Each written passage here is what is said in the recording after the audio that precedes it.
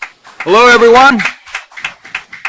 Great to see everybody back again to the Peaceful Solution Character Education Program Certification, Teacher Certification class. If you're standing and still clapping, you can stop clapping and be seated. How's that? I know you're clapping for the Peaceful Solution, man. It's a great program, right? Okay, so tonight we're going to continue off on, let's see, we're on chapter 3, Positive Communication Leads to Healthy Interactions. And we will start tonight on page 49. However, as usual, we're going to go back and we got to review a little bit just to get ourselves up to speed because we forget a lot in 2 or 3 days, right? So let's go back just to remind ourselves of a few things. Start on page 43. Remember, we're talking about communication and healthy and how it creates healthy interactions. The last sentence in that first paragraph on page 43, in the first paragraph, it says, how we interact and communicate plays an important role in the quality of our relationships, okay? And that the last paragraph says communication is vital to our lives. If we're to be successful, we have to learn to communicate positively and effectively. And also, if we can look on page, 44, on interaction and communication, at the top it says, interaction simply means the way we affect and influence each other. And hopefully you wrote page 60 about influences from the character unit that we learned in our last book.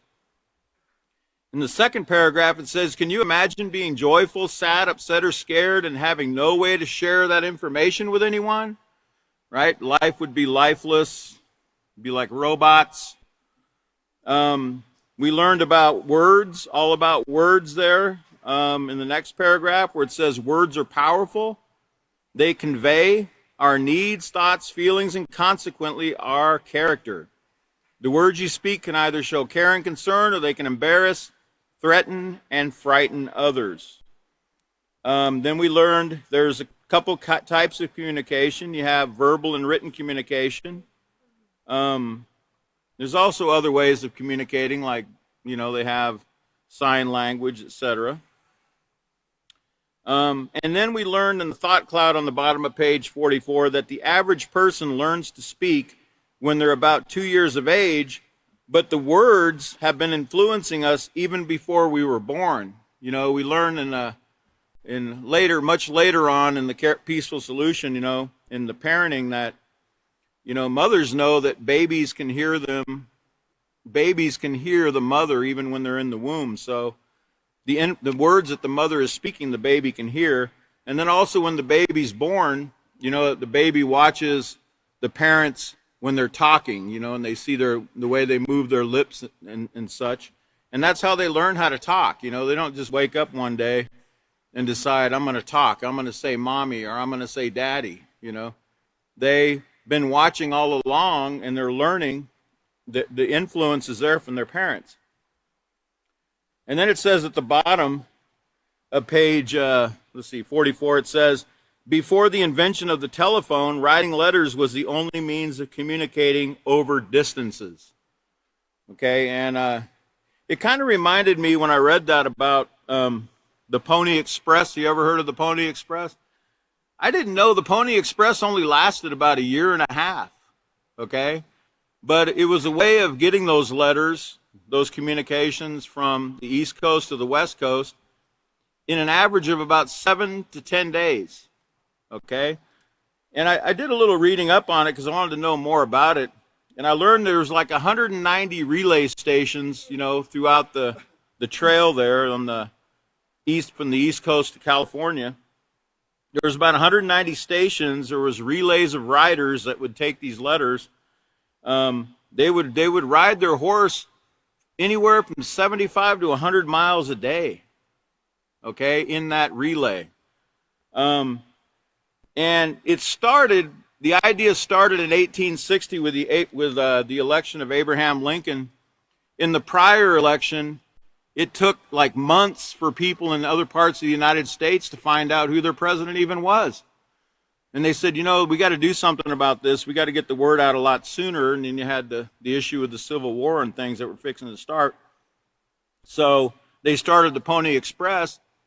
And when Lincoln was elected in 1860, within 7 days and 17 hours, the people in California knew who their president was. Okay, where before they had to wait, you know, months to find out.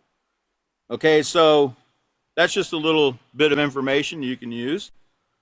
Remember what Chris, I believe it was Chris that talked about communication using big words, you know, not be using these big fancy $20 words that nobody, it's not impressive, you know, because nobody can understand a lot of those things. So that's why we in the Peaceful Solution, we try to keep it as simple as possible. And even when there are words that seem that, you know, they're a little bit long or they, you know, we always try to make sure our students will understand them. If we see a word that we might struggle with, we're going to always make sure that we get the definition to explain to others, the students that are listening. Because, you know, we're dealing here in a junior high level. Okay? Let's see. Let's look on page 45. And Chris talked about this on page 45 about it. It's how you say it. And it says, did anyone ever tell you they were not angry, but by the way they said it, you knew they were? Did you ever tell someone you were fine, but they could tell that you were not being honest about your feelings? As important as words are, our tone of voice, facial expressions, and body language help to convey our true feelings. And we're going to find out, you know, later on in the next unit, actually. I don't want to get ahead, but, you know, words are very, very little, a very little part of your communication. People are looking more at, you know, they're listening to your tone of voice, they're looking at your facial expressions and your body language more than what you're saying. Okay, and we have to keep that in our mind. Our tone of voice reflects the emotional intent behind our words. I want to show you some facial expressions. If we can put up that first slide, I think it's got some facial expressions. Can everybody see that? Okay. These are some common ones. Okay. That first one at the top, we'll go across the top row first. There's a look of contempt. Okay. And you would get that look if you told, let's say you told this lady here that, let's say you told her that you raised your kids in a barn and you fed them grass their whole life, but you forgot to tell her you were a goat herder. Okay, no one's laughing. I don't know if you got it or not. Right, you raised your kids in a barn and you fed them grass because you were talking about goats, but you forgot to tell her that, and she's like, what? She's ready to call CPS. That's a look of contempt. Okay? The second one is anger, and it gives you a description of how the face would look. You know, the tightly shut lips, flared nostrils, eyes squinting slightly. The third one at the top is a look of fear, where you see the eyes wide open, the eyebrows slightly raised, the corners of the mouth pointing down. This next one, pleading, that's the look you would get when you're getting ready to ground your teenager. Right? And they're like, no! Right? Pleading, the pleading look would be wrinkled forehead, lips slightly open, and their eyes are wet. Then there's baffled anger. You see that look in the very last one on the right there. One eye squinted, jaw put forward, and their brow raised, kind of like, you know, it'd be the look that you would get from your wife if you open the door for everyone else, but you let it slam on her. Right? I'm talking about a wife that's not taught the Peaceful Solution, okay? Let's get that straight. Okay, look at the bottom, the sarcastic look. That's the mouth half open, eyes slightly squinting. And then there's that look of derision with the lips shut, the eyes squinting. Confused look, eyes open wide, mouth slightly open. And then that last one, you see that look of hatred where all the face muscles are frozen like a mask. Okay? And I'm not saying every time someone looks similar to that, but this is basic, okay? This is just basic facial expressions, okay, to help you out. So when you do see them, it's kind of like a signal of, I better back up and retry what I just said, right? And then he talked about body language. If we can show, no, don't go ahead and show that one yet, but Chris talked about, all of us in the Peaceful Solution, the teachers have all gone on many different trips abroad. I haven't gone to every place Chris has gone, but I've gone to a couple places. And I did learn that, not all the gestures that we use, the body language that we use here, would be appropriate. Kind of like, remember you heard about, I think it was Catan, the teacher Catan, where he talked about burping after a meal. It's considered to be rude here in America to burp, but if you don't burp in other countries, like in European countries, they take it as an insult that you didn't like the meal. So it really pays to make sure that you study the nation that you're going to visit. Or if you're going to be the host of a person visiting from another nation, make sure you read up on their culture, because you can learn a lot and you can avoid a lot of offensive things too. Kind of reminds me of that movie years ago that I saw, Crocodile Dundee, where the guy from the Outback comes to America. He's never seen a traffic light in his life, right? And he's just kind of freaking out at all the the modern things, because he's from the Australian Outback, right? Okay, well, so it does pay off to research these things. I'm going to give you some examples since Chris mentioned it. And this is regarding body language around the world. Can I have the next slide? Now, regarding the head, we're talking about different parts of the body. Nodding your head generally means agreement or that you're in approval of something when you nod your head. But Bulgarians and Greeks are known for their unusual manner of saying yes and no. Nodding up and down signifies no. So when they say no in Bulgaria and Greece, they're going to go like this. Just like you would do that when you say yes. Okay, just something to be aware of if you ever meet somebody from that country or you ever visit that country. What about, let's look at eyes. It says, great eye contact is expected in the West. Strong eye contact is most notable in Spain, Greece, and Arab countries. But then it says, the Finnish people and Japanese are embarrassed by another's stare and seek eye contact only at the beginning of a conversation. So only at the beginning of a conversation will they look, but then they'll look away, they'll look down, or they won't look away, but they'll probably look down. If you look away, it's pretty much saying you're not interested in what that person has to say. I don't think they do that. Can we go to the next slide? And remember, we're talking about different parts of the body, the ears. Here it says the Portuguese tug their earlobes to indicate tasty food, but in Italy, this gesture has sexual connotations. And in Spain, it means someone is not paying for their drinks. Okay? The nose. Let's see. I can't really see that. Okay, the nose. It says, a hearty nose blow into a handkerchief is typical in the West, while public nose blowing is frowned upon by the Japanese. Just remember that, if you're ever in front of Japanese people or you go to Japan. Tapping your nose means confidential in England, but watch out in Italy, Let's see. Let's go to the next slide. How about, let's see. Just give me a second to catch up here. What are we on? We're on hands? No, we're on lips, right? Okay.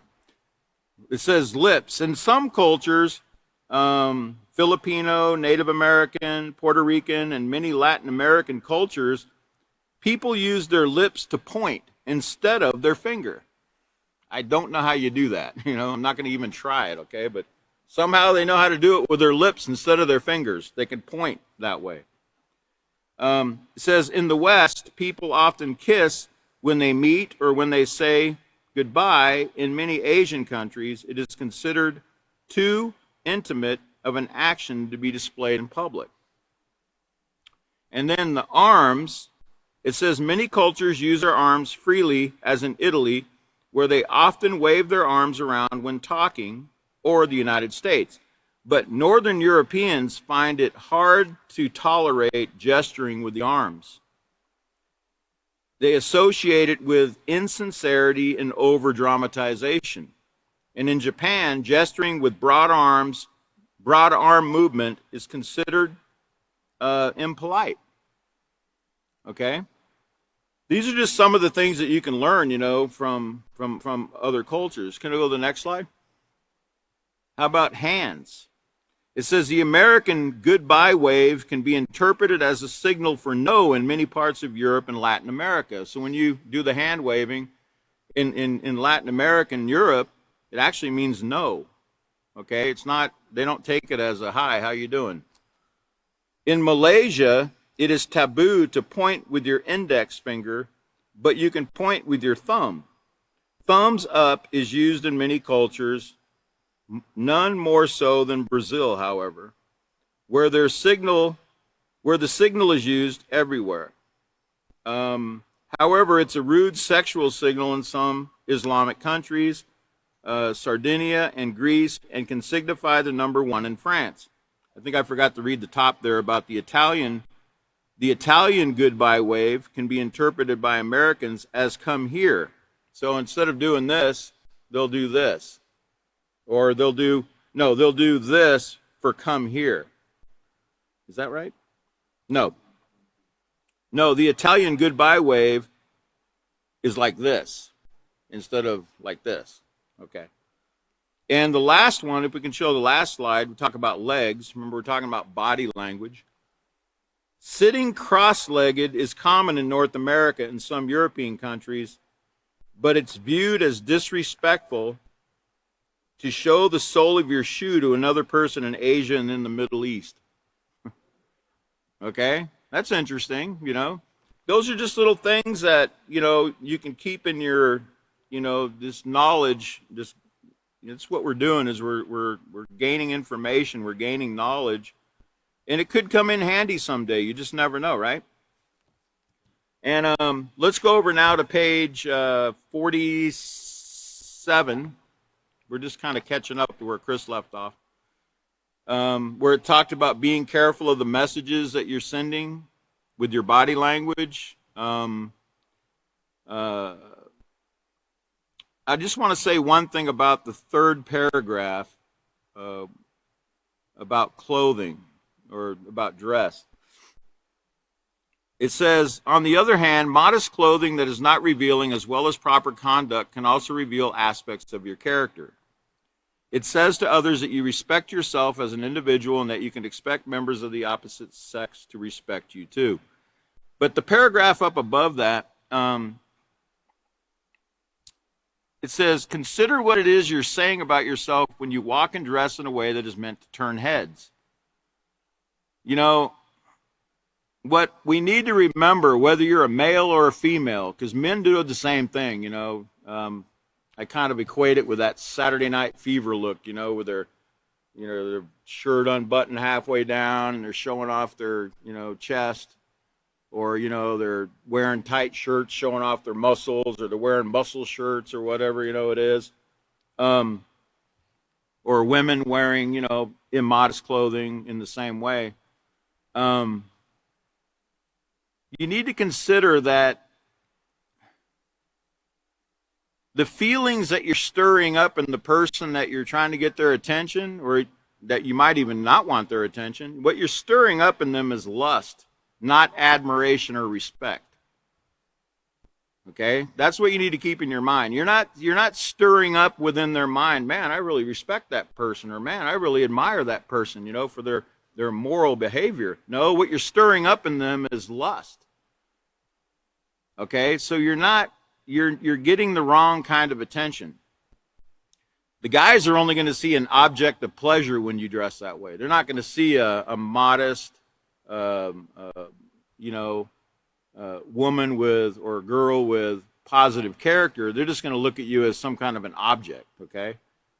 So remember, keep dress for respect. Dress modestly, dress the right way. You don't want to. You might get the wrong attention, like some people have. I remember reading one time about a girl that dressed immodestly in a parking lot. She got kidnapped in a Walmart parking lot, and it came out in the story that what attracted the guy's attention that kidnapped her and raped her was the way she was dressed.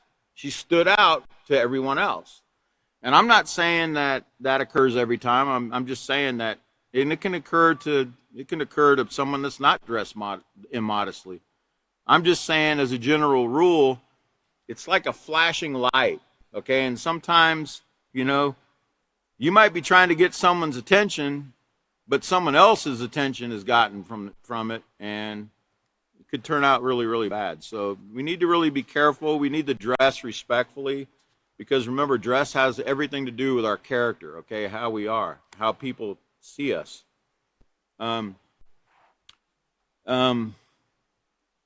If you try to draw the love of a man or a woman by dressing immodestly, you're drawing the wrong kind of man or woman.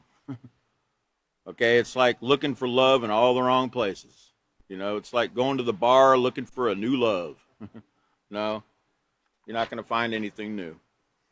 Okay, so let's look now at page 48. At the top of page 48, Chris talked about listening being a skill that those who are wise will practice, develop, and nurture. And someone who is wise is quicker to listen than to speak. And that word skill, it means talent or ability that comes through training and practice. So would you ever think, when you're a teenager, when you're in 6th grade, 7th grade, that listening is actually a skill? Like learning how to, learning to be an electrician or a plumber or a baker or something like that? Would you actually think that? Listening?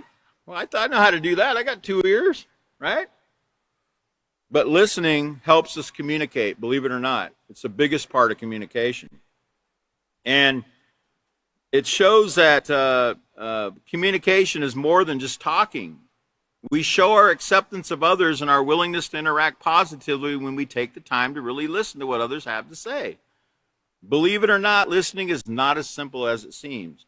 And it says there's 2 things we should never take for granted: the ability to hear and the ability to listen. Now, I want to show you a couple quotes about listening too. There's some people that understand the importance of listening in communication and how it's more important than speaking. Can I have the next slide that I had up? Actually, not that one. Can you go forward?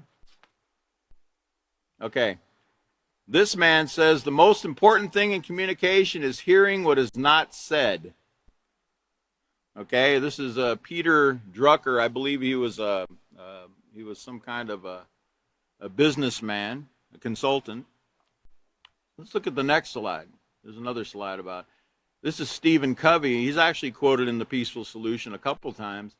He says, most people don't listen with the intent to understand. They listen with the intent to reply. I would say I fit into that category quite frequently. Do you? In other words, you'll listen to what people are saying. You'll see their lips moving and you'll hear the words, but you're already thinking and formulating in your mind how you're going to respond to it, instead of really giving them your full attention. Looking at, not only their lips moving and the words coming out of their mouth, but paying attention to their facial expressions, their body language, their tone of voice. Remember, listening with your ears, your heart, your eyes, right? Having that empathy. Okay, which we're going to learn about tonight. Okay, so let's go to the last. There's another one too. This is from a guy named Diogenes. He said, he's a Greek philosopher. He says, we have 2 ears and 1 tongue, so we would listen more and talk less. Ponder that for a minute. We have 2 ears in one tongue. So we would listen more and talk less. Okay, and we back up to that one slide I skipped because it kind of ties into what Chris was. Remember that word Chris used? He talked about when two words mean the same thing. It's called a contronym. You remember that? He gave the example of the word sanction, where it means a penalty, or it can mean permission to do something. So it can have a negative connotation and a positive connotation. The same word, right? Well, let's look at this. This is a phrase that is a contronym. Okay? Let's see if I can. I'm having a difficult time with my phone for some reason. Let's see if I can find that. Yeah, here it is. Okay, so this is from dictionary, the free dictionary online, and this is the phrase. The phrase is face that would stop a clock. I don't know if you ever heard that before. But it has two very different meanings. It can mean a face that is strikingly or shockingly unattractive, and less commonly it means a face that is strikingly or shockingly attractive. So you might want to think twice before you use this on your wife. So what would you be better said? When I look at you, the wheels of time stand still? Or your face could stop a clock? Which one do you think is going to generate the more positive response? If that person doesn't know what that phrase actually means, she's probably going to think, your wife's probably going to think you're saying she's ugly. And that you're kind of like saying, your face would break a camera, or something, right? So you might, whoever this guy is, anonymous, there's some wisdom there you can use, okay? You might want to consider what you say, because it's not always what you say, but how you say it, right? Okay.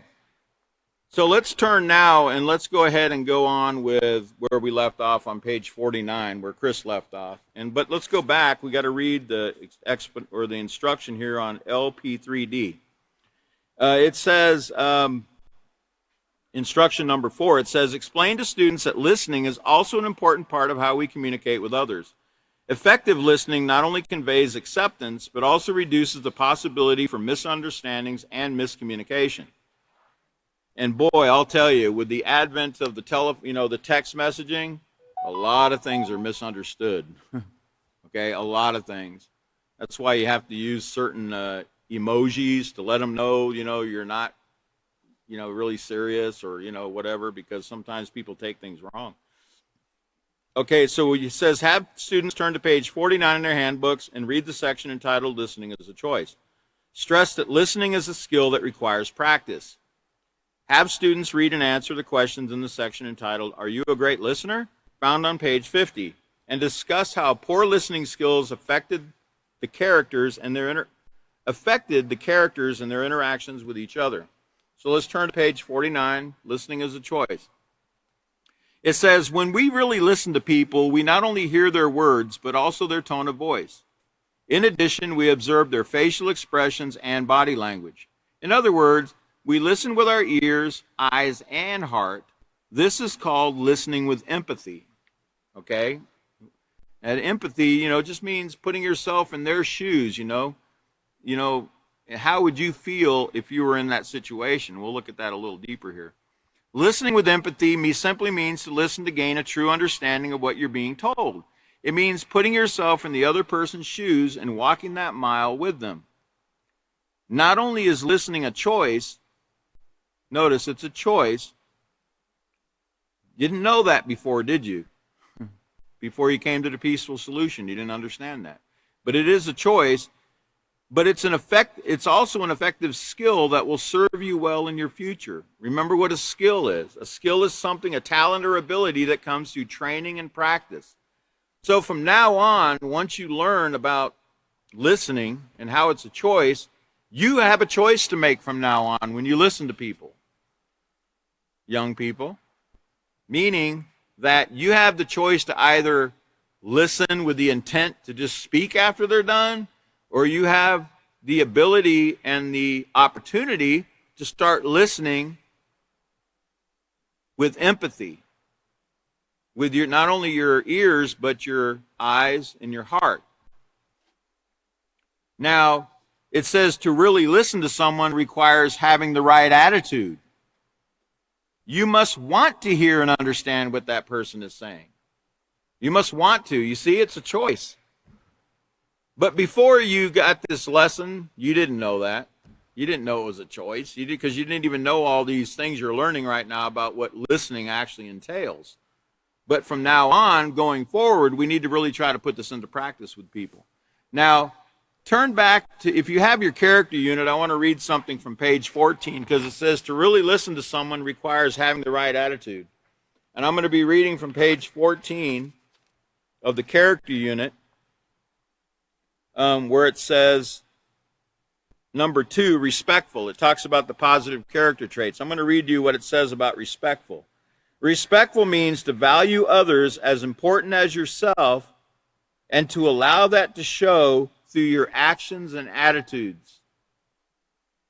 Notice the attitude. You show it through not only your actions, but also your attitude. And we just read that you have to have the right attitude to really listen to someone, to really want to listen to someone. Okay? So notice, this requires respect and having the right attitude when you listen. You must want to hear and understand what that person's saying so that there can be no misunderstandings. This requires your full attention. Now, guess what? Guess what, guys? I get in a lot of trouble with this personally, because a lot of times when I get a phone call or someone's talking to me, I might be studying something or researching something or doing another task when they're talking to me. And then I don't always hear everything that's being said because I don't always stop, turn my head toward the person, and give them that full attention that they actually need at the moment. And guess what occurs? I get reminded, the next day or later on, somebody will tell me something and I'll go, you never told me that. And they'll be like, yes, I did. And I'm like, you never told me that. Yes, I did.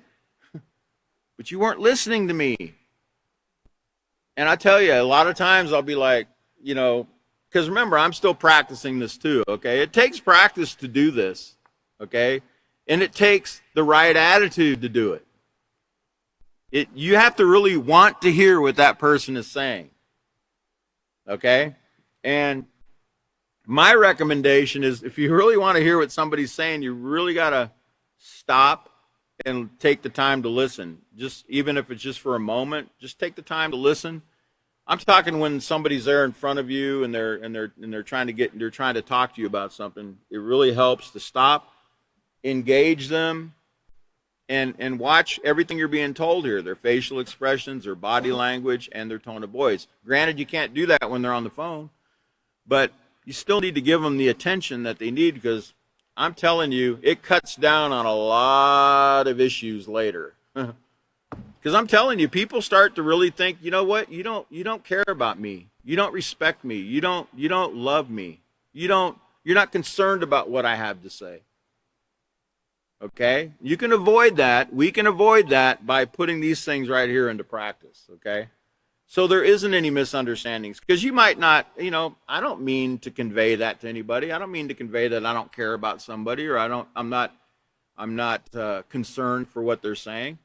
But by my actions, I actually am sometimes. Okay? So this is something that we can all employ in our lives, and we can get some really great results. People pay people big money to listen to them. Do you realize that psychiatrists are paid top dollar for just to sit there and listen to somebody talk to them? People like someone that'll listen. Okay, so listening is a lot more important. People don't pay you to talk for the most part. They pay for you to listen. Okay? So I'm not saying go out and you're not going to make any money here, okay? So forget about that. But what I'm saying is be a listener. It really does pay off with people. So here's a few points to remember when you're listening. Back on page 49, it says, here's the do's. Do repeat the intent of their words in order to ensure understanding of what's being said. In other words, repeat back to them what you think they just said so there's no misunderstanding later on. For example, your friend might say, "My sister makes me mad because she always ignores me when her friends are around." To show that you're listening and that you want to hear what she is saying, you might respond with, "It sounds as if you feel left out when your sister treats you that way." This type of response is called a reflective response because it reflects what the other person is feeling. In other words, you're like a mirror to them and you're reflecting back to them what you think they're actually saying because you're listening to their words, you're looking at their facial expressions, you're observing their body language, you're listening to their tone of voice, and you're getting the whole picture. And you're putting yourself in their shoes and thinking, now how would I feel if I was in her position? Well, you'd probably feel, left out. So that's what you need to tell her. Reflect back to her what you think she just said. It sounds as if you feel like you're left out when your sister treats you that way. And you know what that person's going to actually think because you took the time to do that? She's not going to know that you know all this. But she's going to think, that person actually understood what I just said. They care about what I just said. Yeah, that's exactly how I feel. And then they're probably going to tell you some more. On the other hand, if they tell you this, and you're sitting there and you're watching TV and you're like, not right now. Hey, you're quit your belly aching. They're going to think, man, this person don't even care about me. Right? So remember, reflect back. Do repeat the intent of their words. Number 2, do encourage them to speak by using encouraging phrases such as, really? Did you have fun? Wow. Right? Instead of your child comes home, with straight B's on their report card, and you tell them, well, that's nice. I got straight A's when I was your age. That's not very encouraging, is it? You should tell them, wow, that's great. Let's see if we can get A minuses next time. But you don't put them down. So number 3, do listen with appropriate body language. Lean forward and have a relaxed posture. Don't stand with your hands on your waist or with your arms crossed. This gives the impression that you don't want to hear what's being said.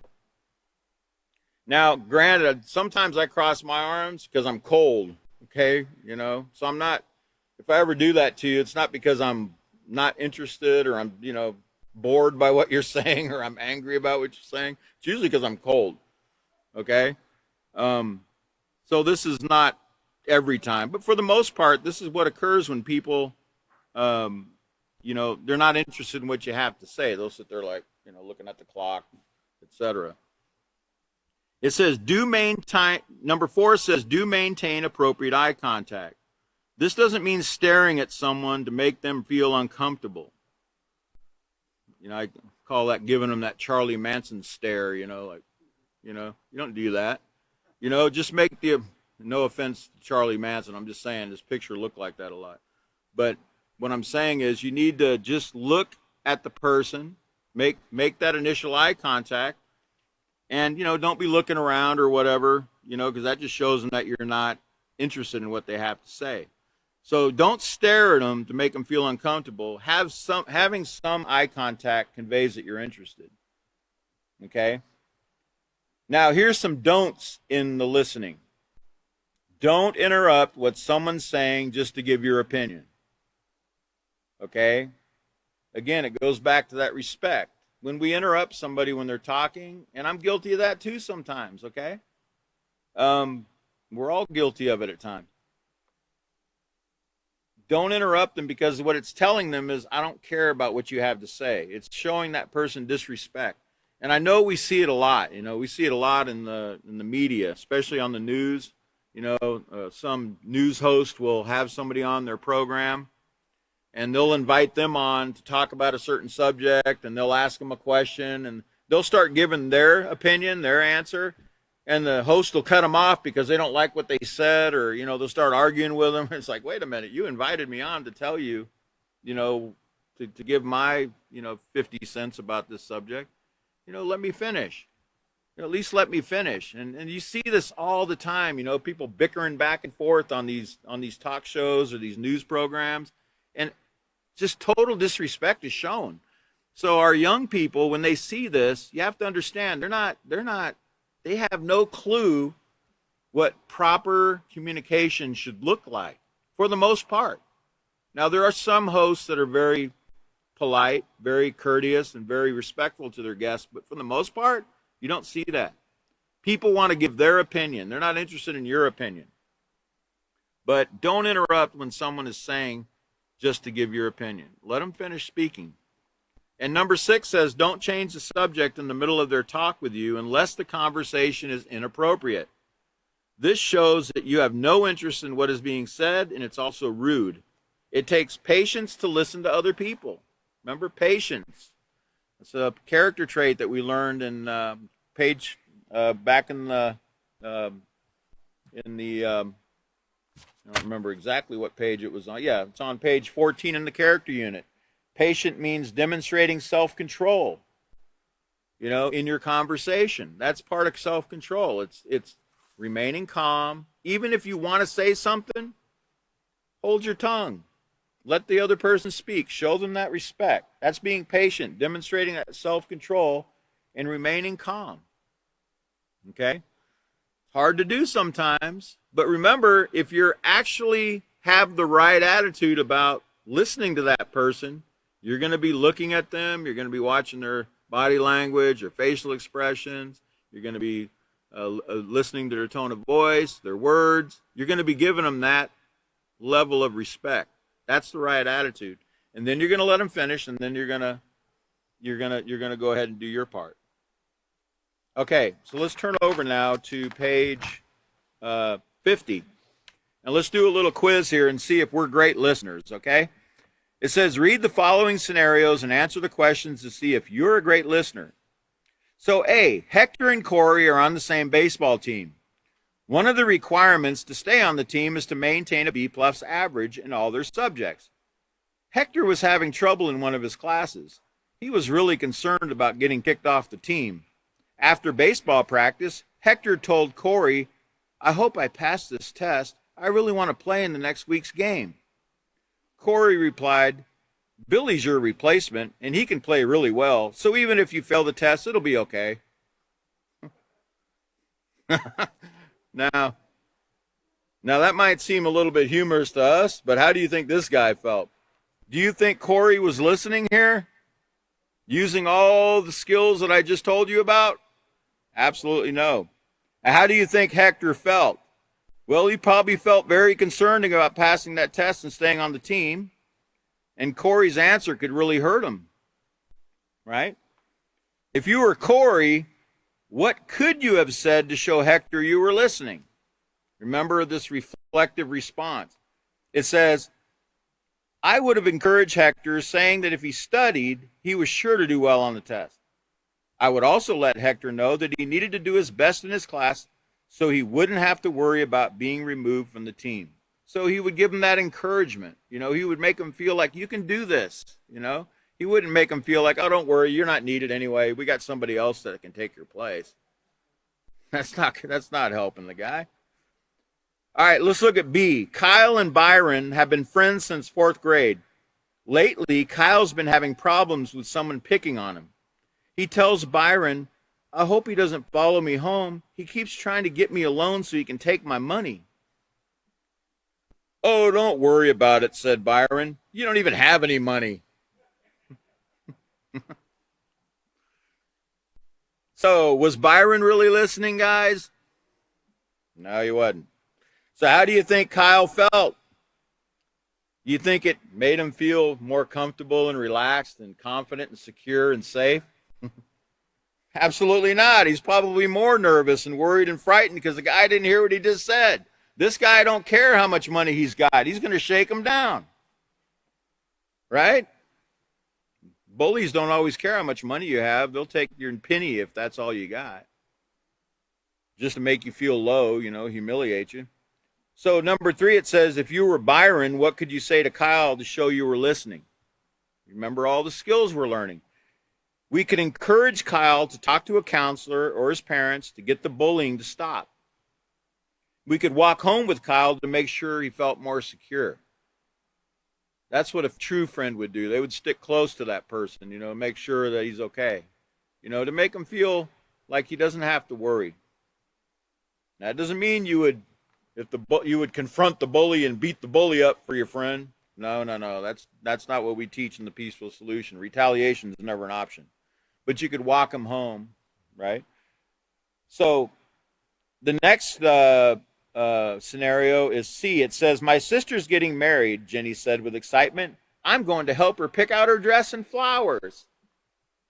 Oh, that's nothing, said Lisa. When my sister got married, I got to help her pick out her dress, flowers, and help her choose the food for the menu. So, was Lisa a great listener? No. How do you think Jenny felt? I mean, here she is. She's all excited about what she's planning, right? For her sister's wedding. Now, what could you say to Jenny to show that you were listening? Well, we could have asked Jenny what color dress or what type of flowers she wanted. We could have showed that interest, It's called stop being selfish, like how sometimes we want to outdo somebody else, We had a similar experience and they're trying to tell us they're all excited about their experience, but then we try to say, oh yeah, well that occurred to me one time too. Yeah, and guess what? We try to outdo them, instead of sharing in their excitement, instead of sharing in their joy, right? And it ruins it for them. Okay, so remember, this is what a great listener would. Great listeners would not do these things that you just saw. Okay, but if you were a great listener, we would do what number 3 showed us in each one of those situations. Now let's go to LP3G. I had some children that could come up here and do this activity. This is so much fun. Number 5 on LP3, page D, it's an activity that says, say it and mean it. And this activity will allow students to gain an appreciation of the importance of our facial expressions and tone of voice when interacting with others. So what you got to do prior to the lesson is you need to cut and separate the cards that are found on lesson plan 3, page G of the teacher's manual. You can put them in like a paper bag or something. And ask volunteers to come to the front of the class and demonstrate the directions on the card. Allow students to take turns drawing a card. After each demonstration, ask the class if the facial expression matched the words being said. Emphasize that our facial expressions will sometimes say what our words do not. Flip over one page there, and you'll see the cards that you're supposed to cut out, where the say it and mean it activity. And I'm telling you, this will really have you rolling. This is really fun for students because it gives them an opportunity to role play and do things that are really strange. Okay, and I'll give you an example. The top one, it says, with a smile, face the class. Remember, they have to do this. They have to act this out. With a smile, face the class and say, how could you do something like that? Right? But you have to smile when you're saying it. Okay? Or smile and then say, I'm very angry. Like smile and say, I'm very angry. Or how about this one? With a cheerful smile, face the class and say, my puppy died. Does that quite match? The words match what took place with your puppy? Shouldn't your facial expression be a sad face? But they get to do these activities to kind of, and it really is very, very a lot of fun. It says, another example, with a look of joy, face the class and shout, stop, but have a joyful look on your face when you say it. Stop! So if you were crossing the street with your child and you smiled when you said, stop, do you think they would take that serious? Do you think they would stop? So it's an exercise to show that, what you're saying doesn't match, what you're hearing. Or, that your gestures and things aren't matching what you're actually saying. So it's a lot of fun to do. Okay, so let's go over now to LP3,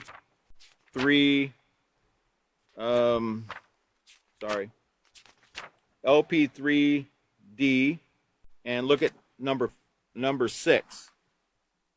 You still have some time. It says, explain to students that respect is also an important part of how we interact with others. Just as listening conveys respect, so too do our words and actions. Tell students that respect is conveyed when we treat others and their property with care and concern. Have students turn to page 52 in their handbooks and read and discuss the section entitled Respect. Emphasize to students that if they are ever unsure as to whether they are speaking or behaving respectfully, they should stop and ask themselves if they would want others to speak to or treat them in that same manner. Okay? Remember, doing to others what we want done to ourselves. The golden rule there. Let's turn over now to page 52 and look at respect. It says, healthy interactions with others also means having mutual respect. Now, everybody wants respect. They want their feelings, dreams, thoughts, and ideas, everything that makes them who they are, treated with care and concern. Everybody needs to know that they matter to someone else. Having respect for others and receiving their respect in return are ways in which we make our interactions positive. Okay? Because remember, this is what we're learning in this particular lesson. Remember, it's called positive communication leads to healthy interactions. So let's look at some do's and don'ts of respect. And from page 14, again, of the character unit, I just want to read what respectful means. It means to value others as important as yourself and to allow that to show through your actions and your attitudes. Remember what we learned about listening and attitude, having the right attitude? Okay, so number 1, it says, do use appropriate language. Being angry is not an excuse to use foul language. And a lot of people actually do believe that it is. They believe it gives them the right to yell, scream, raise their voice, throw things, curse, because they're angry. They feel they have the right to do that, and that's not true. Cursing shows a lack of self-control. So what if you can string the bleeps together, like the rappers do, when they use foul language? Cursing doesn't solve anything. If you have a problem, use appropriate words to solve it. Don't just stand there cursing. You have thousands of words at your disposal. Having a great vocabulary will give you more words to convey your feelings. Okay? You're not showing how smart and intelligent you are by using the bleeps, the foul language. You're actually showing you're not very educated. Okay? So what this is saying is go get a dictionary and look up some words you can actually use in place of the words that you would like to use to better convey how you're feeling. And I'm not saying threatening words. Don't look up threatening words and things. I'm saying look up words you can use to convey how you actually feel about the situation. But don't use the cursing. That's not respectful in any means. Foul language is just foul. It's foul. It's like cigarette smoke to somebody that don't use it. Okay? And you never know how much those cigarettes stink until you stop smoking. When I told you before, when I used to smoke, I never smelled anything on anyone because I smoked. I stopped smoking, man, woo! Foul language is the same way. When you stop using foul language and you hear it, it's like, oh, man, that hurt. Right? Number 2, do not name, call, put down people, or mock people. Don't mock your teachers. One way you mock your teacher says, you need to make sure you do your homework tonight. And you're like, you need to make sure you do your homework tonight. Imitating and mimicking what they just said in a disrespectful way, that's mocking. Okay? Calling someone a name or using a racial slur doesn't explain how you feel. It causes hurt feelings and puts others on the defensive. Treat others the way you want to be treated. Remember, this is about acceptance. Okay? Number 3, do ask permission before touching or borrowing someone's property. Stealing can really affect the way people feel about each other. Where stealing exists, Trust does not. And trust is necessary for positive interactions. Can you put up a slide for me? Because I want people to understand, before we got into this junior high acceptance, we had to go through the kindergarten or early learning program through fifth grade program. And I want to show you some of the things we learned before we even got to this. We had to set a foundation in the peaceful solution. This is from the introduction to the peaceful solution. These are the basic moral principles of the peaceful solution character education program that we learned in the primary grade program, the K through fifth grade. We learned ownership. The first step in teaching not to steal is to introduce students to the concept of ownership. Students must understand that everyone has the right to own possessions and the right to make decisions concerning them. When others deprive us of the things we own, or we deprive others of the things they own, it causes hurt feelings and resentment. Teaching empathy as well as respect are important aspects of teaching why stealing is wrong. When youth disregard the rights of ownership of others, hatred and violence can be the result. Just simply putting your hand on someone's things or touching or taking without permission causes conflicts. Let's go to the next slide. The second pillar we learned, there's 5 pillars that we learned in the elementary series. The second one is respect. Students are provided with a broad understanding of what it means to respect others by showing care and concern for them and their belongings, regardless of the person's gender, culture, skin color, ideologies, or any other differences. They will see how a lack of respect among people contributes to the many social problems existing today. Okay? So that's the second pillar. You have ownership and respect. The third pillar, can I have the next one, is the importance of asking. Remember, these lessons were taught to us in this order because we're going to get to a final pillar here that's very important. The importance of asking, it says many problems can arise if students do not ask to use, touch, taste, have, or borrow anything that does not belong to them. Getting into the habit of asking will eliminate many of the problems we see in the world around us today. Students learn that a person who seeks permission understands ownership. A person that seeks that permission, to use something, or permission to go outside and play, or permission to do anything, understands ownership. Because remember, children do belong to their parents, and children need to recognize that, they can't just go outside and do anything. They need to ask their parents first. But we learn these things in the elementary series. Can you go to the next one? The fourth pillar was self-control. Students will learn the importance of controlling their emotions. Control over our thoughts, feelings, and actions is one of the most important skills a person can learn. Because remember, you have to control your thoughts. When you see something and you want to touch it that belongs to someone else, it all starts with a thought. Okay, so we need to learn to control our thoughts, and that's where self-control comes in. Children who are taught to think before acting will have the ability to make right decisions concerning themselves and others. They will learn that their choices can lead to positive or negative consequences. Now, why did I just read all those pillars?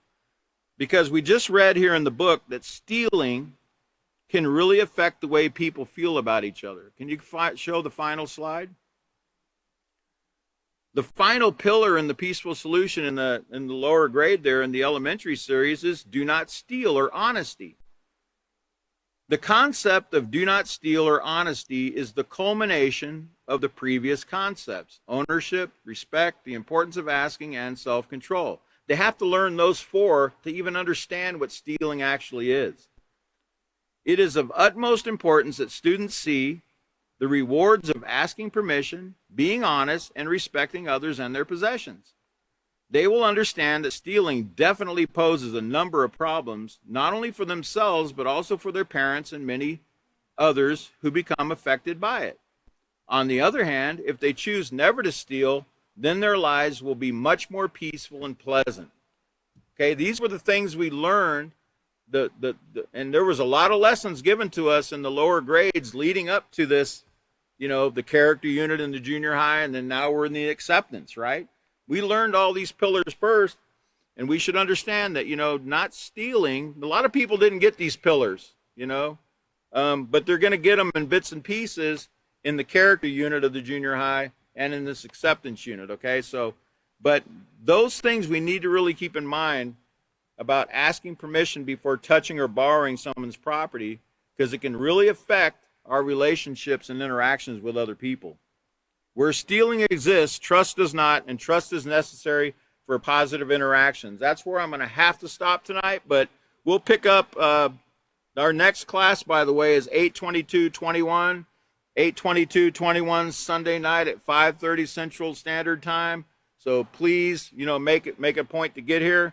And I thank you very much for your attention this evening. And again, we'll pick up on page 52 on number 4 the next time, okay? Thank you very much for coming. And have a great evening.